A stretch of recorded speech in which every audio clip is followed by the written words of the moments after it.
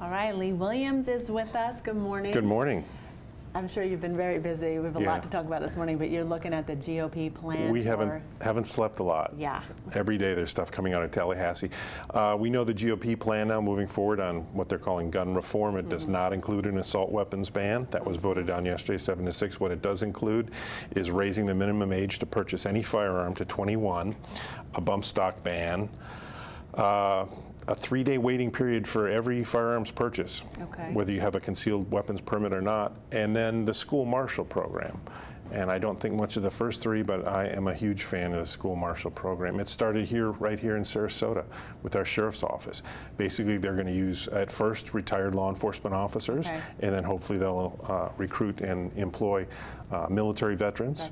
And we got to see the training syllabus, or more facts about the thing yesterday, and there's like damn near 100 hours of firearms training. So I know a lot of folks in that marshal, with that component of it, were, because we've talked a bit about some folks wanted to see teachers deputized. So that is not that. That is not that. Okay, not a huge fan of giving a teacher a firearm, training them up for 4 or 5 hours.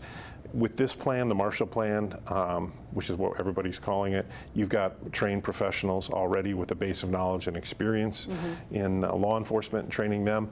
And 100 hours is a heck of a lot better than the 6 to 8 hours that a teacher might get on a concealed weapons permit program. And comfortable with a firearm. Yeah, very comfortable with it, because if you throw in that situation, the heightened, it's just too, It's asking a lot of a 23, 24-year-old teacher to pull a pistol and shoot a bad guy. Right, even an older teacher as well. Exactly.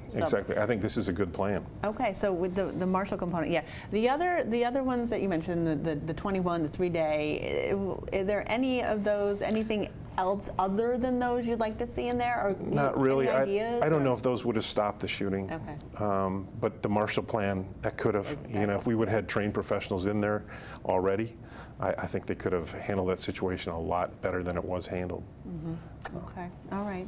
Well, I know that this is dominating, probably your work right now. But I know as we leave everyone here, we have a little moment. We had a moment of levity yesterday. These type of situations bring out the worst in some of the national media. And CNN had an analyst on the other day, a former FBI guy, who was talking about concealed carry for women, and he said it was, quote, not practical for women to carry a firearm. Because if they wear a skirt or a dress, evidently he thinks that women only wear skirts and dresses. They'd have to holster a big pistol on their side and cover it with a coat.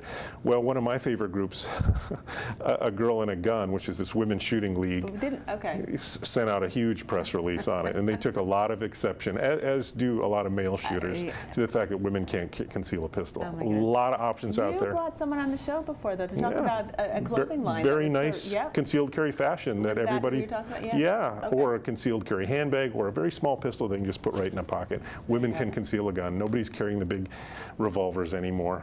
So don't let the CNN analysts get to you. All right. Thank you so much. You bet. All right, we'll talk to you next week, and we'll see you guys right after this. Stick around.